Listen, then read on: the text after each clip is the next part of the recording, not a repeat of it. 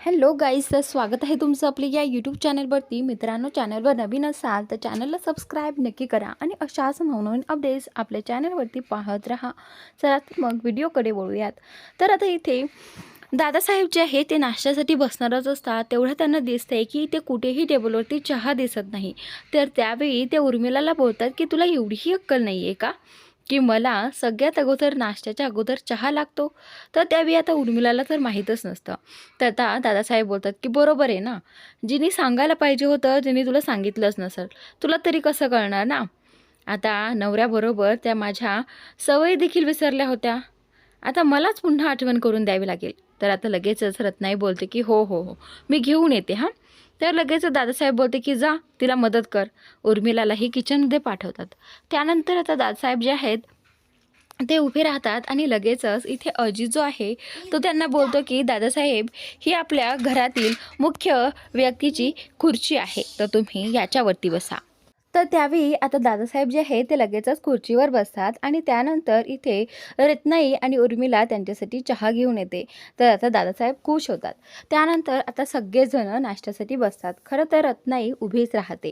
त्यावेळी उर्मिला जी आहे ती नाश्त्यासाठी लगेचच खुर्चीवर बसते, पण रत्नाई जी आहे ती उभीच असते. त्यावेळी अजित बोलतो की आई, अगं काय हे, आणखीन देखील तू उभीच आहे. तर आता दादासाहेब बोलतात की ए बाई, बस ना, आता काय डोक्यावर बसणार आहेस का, बस इथे बस. तर त्यावेळी अजित बोलतो की आईला कधीच असा मान मिळाला नाही. आई नेहमी सगळ्यांना जेवताना वाढत बसायची, नाश्त्याच्या वेळी देखील सगळ्यांना नाश्ता देत बसायची, आणि आज आपली आई आपल्याबरोबर खायला बसली आहे, खूप भारी वाटते ना. तर त्यावेळी विक्रांत देखील असतो. आणि त्यानंतर दादासाहेब बोलतात की मी काय त्या आबासारखा आहे वय, आता मी बदललो आहे. तर त्यानंतर सगळेजण नाश्ता करत असतात. त्यावेळी उर्मिला बोलते की हा माणूस नक्की कसा आहे काही कळतच नाही, कधी रागवतो, कधी शांत असतो, मला तर काही कळत नाही हा माणूस नक्की कसा आहे. तेवढ्यातच विक्रांत बोलतो की दादा, आता ना आपल्याला फॅक्टरीमध्ये जायला हवं.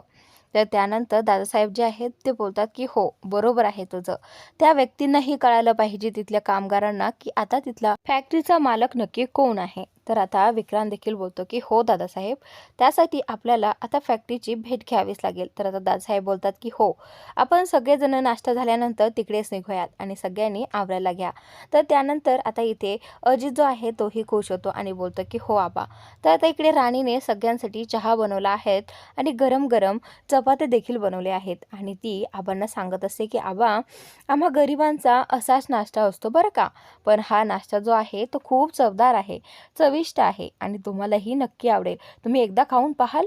तर त्यावेळी आबा बोलतात की हो, का नाही, आम्ही पण खाऊन पाहणार हा नाश्ता. तर त्यावेळी आता राणी आबांना चहा आणि पोळीचा नाश्ता देते. आबा खाऊन पाहताच आणि आबांना तो खूप आवडतो. त्यानंतर आता राणी जी आहे ती इंद्रा आणि मालतीला ही चहा आणि पोळी देते.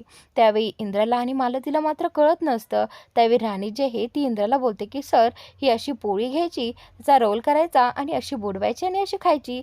तर त्यावेळी लगेचच ती घास इंद्राकडे पकडते आणि त्यानंतर इथे आबा बोलतात की तू जर असं शिकवत राहिलीस ना आणि असं भरवत राहिली तर तो कधीच शिकणार नाही, कारण तो तुझ्यातच गुंग होईल. आम्हाला तर कधी असं भेटलं नाही बाबा.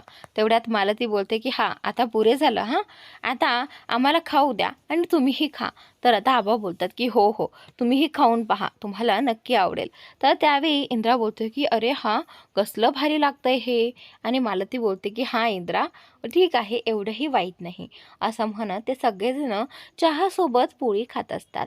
आणि इथे राणीला देखील आनंद होत असतो की सगळेजण नाश्ता करतायत तिच्या हातचा. तर तेवढ्यातच आता इथे चहा चपाती खात असतानाच त्यांना बाहेरचा आवाज येतो, गोंगाट येतो. नक्की काय चाललंय बरं बाहेर त्यांनाही कळत नसतं. त्यावेळी आता आबा, मालती, इंद्रा सगळेजण उठतात आणि बाहेर येतात. पाहतात तर काय, इथे वस्तीमध्ये सगळेजण गोळा झालेले असतात. त्यावेळी आबा बोलतात की अरे, तुम्ही सगळेजण इथं काय करताय आणि कसला आरडाओरडा चाललाय, मला सांगा, तुम्ही फॅक्टरीमध्ये गेले नाही आहेत का कामासाठी. तर त्यावेळी आता सगळे वस्तीतली माणसं बोलू लागतात की आबा, तुम्ही नसताना आम्ही फॅक्टरीमध्ये जाणार नाही. आमच्या देव माणसाला असं फॅक्टरीतून घरातून असं बेदखल केलं असल्यामुळे आम्ही त्या फॅक्टरीमध्ये कामासाठी जाणार नाही. आमचा देव माणूसच आमच्यासाठी सर्व काही आहे. त्याचा मान, अपमान सगळं काही आम्ही झेलू शकतो आणि त्याचमुळे आम्ही निर्णय घेतला आहे, की आम्ही कोणीही त्या फॅक्टरीमध्ये कामासाठी जाणार नाही आहेत. तर त्यावेळी आता इथे आबा बोलत असतात, की "हे पहा, फक्त माझ्यामुळे तुम्ही तुमच्या मुलांच्या तुमच्या पोटावरती असं मारून घेऊ नका, कारण उपाशी राहण्याची वेळ येईल. काम नाही म्हटल्यानंतर पैसा नाही. तुम्हाला कळत कसं नाही?" तर त्यावेळी आता इथे सगळे जे कामगार आहेत ते म्हणत असतात, की "नाही आबा, तुमच्यासोबत जे झालं आहे ते खूप वाईट झालं आहे आणि त्या विक्रांत सरांना धडा शिकवायलाच हवा. आमचं काहीही होऊ देत, आम्हाला काही फरक पडणार नाही. आम्ही कसंही खाऊ, कसंही राहू, त्याचा आम्ही विचारही करणार नाही." तर आता इथे आबा कामगारांना इथे सांगून सांगून थकले आहे, पण कोणीही त्यांचं ऐकायला तयार नाही. इंद्र देखील त्यांना समजावून सांगण्याचा प्रयत्न करतो. इकडे आता सगळेजण विक्रांत, उर्मिला, दादासाहेब, अजित, रत्नाई सगळेजण फॅक्टरीमध्ये आलेले आहेत आणि सगळेजण त्या फॅक्टरीकडे एकटक पाहत असतात. त्यावेळी आता विक्रांत बोलतो, की "आता दिसणार सगळ्यांना की या फॅक्टरीचा खरा मालक." असं म्हणत आता सगळेजण पुढे जाऊ लागतात. तेवढ्यात दादासाहेब बोलतात, की "विक्रांत, अरे एवढं सगळं असं शांत शांत गप्प गप्प का आहे इथे? आज कामगार काय सुट्टीवर आहेत का?" तर आता विक्रांत बोलतो, की "चला आपण बघूयात नक्की काय चाललंय." तर त्यावेळी आता इथं विक्रांत दादासाहेबांना आतमध्ये घेऊन जाण्याचा प्रयत्न करतो. तेवढ्यातच समोरून केटी त्याला येताना दिसतो आणि विक्रांत जो आहे तो केटीला विचारतो, की "केटी, सगळेजण कामगार कुठे गेले आहेत?" तर त्यावेळी केटी बोलतो, की "बहुतेक सगळ्यांनी कामाला येण्यास नकार दिला आहे." तर आता विक्रांत बोलतो, की "काय बोलतोयस तू हे सगळं?" तर त्यावेळी आता दादासाहेब बोलतो, की "विक्रांत, तुला हे कळायला हवं होतं. तू त्यांना मुठीत ठेवायला हवं होतं." तर त्यानंतर आता इथे केटी हे सगळं ऐकत असतो. त्यावेळी विक्रांत केटीला जाब विचारू लागतो, की "मला सांग, हे सगळं तुला माहिती होतं का?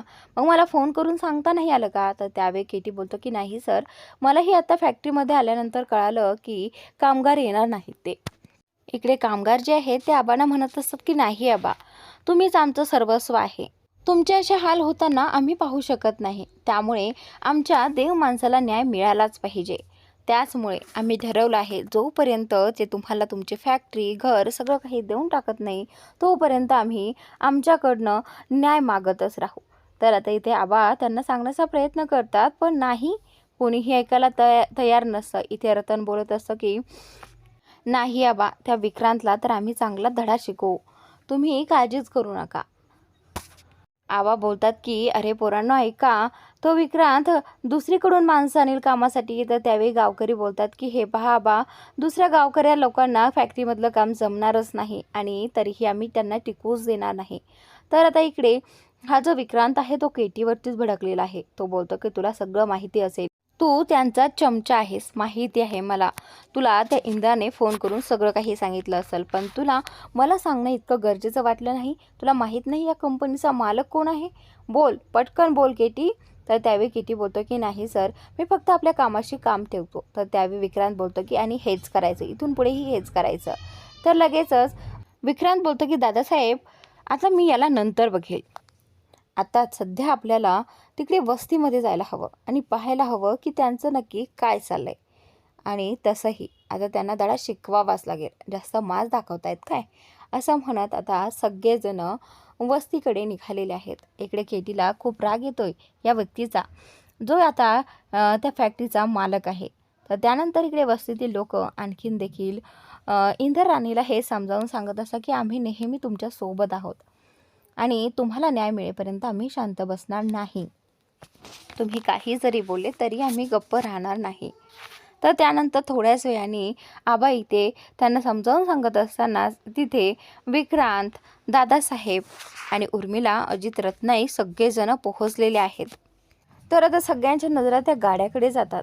तेवढ्यातच लगेचच त्या गाडीतून दादासाहेब उतरतात आणि त्यावेळी आता दादासाहेब उतरल्या आता आबांना बोलतात, की "काय रे आबा, तुझ्या सांगण्यावरून इथे यांना कामावर पाठवत नाही आहेस, इथे यांना अडकून ठेवलं आहेस. तुला लाज वाटत नाही का असं वागताना?" तर त्यावेळी आता इथे इंद्रा जो आहे तो बोलणार असतो, पण तोही शांत बसतो. त्यालाही ऐकून घ्यायचं असतं, की हा नक्की काय बोलणार आहे. त्यानंतर आता विक्रांत देखील गाडीतून उतरतो आणि पुढे येतो. तर त्यावेळी दादासाहेब बोलतात, की "तुम्हाला माहिती आहे का, ही जागा जी आहे ती कोणाच्या मालकीची आहे? ही माझ्या बापाची जागा आहे आणि मीच तुम्हाला इथे राहून देतोय. आता जर मी ठरवलं ना की मला इथे कुणालाच राहून द्यायचं नाही, तर मी तसंही करू शकतो. आणि कुणाला वाटतं की मी असं करावं? नाही ना, जरा लायकीत राहायचं. तर आता दादासाहेब इथे त्यांना खूप काही बोलतात. त्यावेळी आता बस्तीतल्या लोकांना वाटतं की ह्यांची जागा आहे म्हणजे नक्की हे काय म्हणताय. जर यांनी खरंच आपल्याला हकलावून दिलं तर थोडा वेळ ते गप्प बसतात.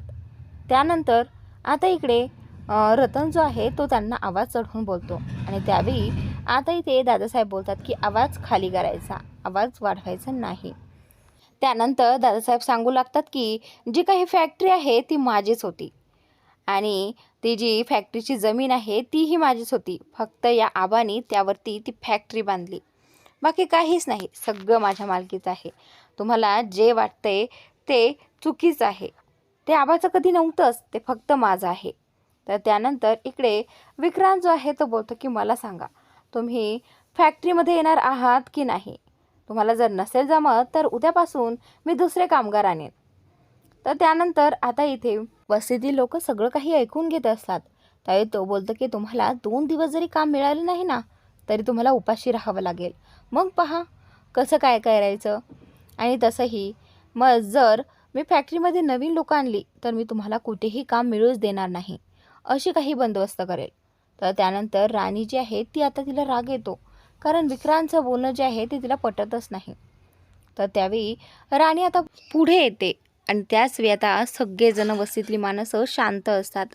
दादासाहेब आणि विक्रांत दोघेच जण बोलत असतात. त्यांना वाटतं की आता आपल्याला उत्तर द्यायला कोणीही नसेल. पण राणी लगेचच पुढे येते आणि त्यावेळी ती बोलू लागते की फक्त तुम्ही बाहेरचे कामगार आणल्यानेच तुमच्या फॅक्टरीतलं काम होईल असं वाटतंय का तुम्हाला? ते शक्यच नाही. आणि हे असं माज दाखवणं बंद करा. तुम्ही तर स्वतःच धोकेबाज आहेत आणि हे दादासाहेब हरामखोर आहेत. तर दादासाहेबांना असं बोलल्यानंतर दादासाहेब लगेचच बोलतात की ए असं म्हणत ते पुढे येऊ लागतात. लगेचच इंद्रा त्यांना हाताने थांबवतो, त्यांच्या छातीला जोर देऊन. तेही सगळ्यांसमोर. आता दादासाहेबांना तिथे स्वतःचा अपमान झाल्यासारखं वाटणार आहे. तर मित्रांनो, आजचा भाग इथे संपतोय. पुढील भाग नक्की पहा की कशाप्रकारे फॅक्टरीमधील लोक आता विक्रांत आणि दादासाहेबांचा अपमान करणार आहेत आणि कशाप्रकारे सगळं काही हे प्रकरण हँडल करणार आहेत. तर पुढील भाग नक्की पहा आणि चॅनलला सबस्क्राईब नक्की करा.